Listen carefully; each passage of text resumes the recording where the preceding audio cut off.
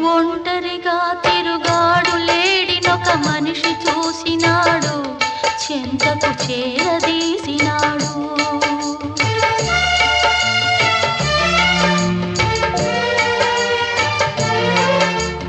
అభమో శుభమో తెలియని లేడి అతనిని నమ్మింది, తన హృదయం పరిచింది.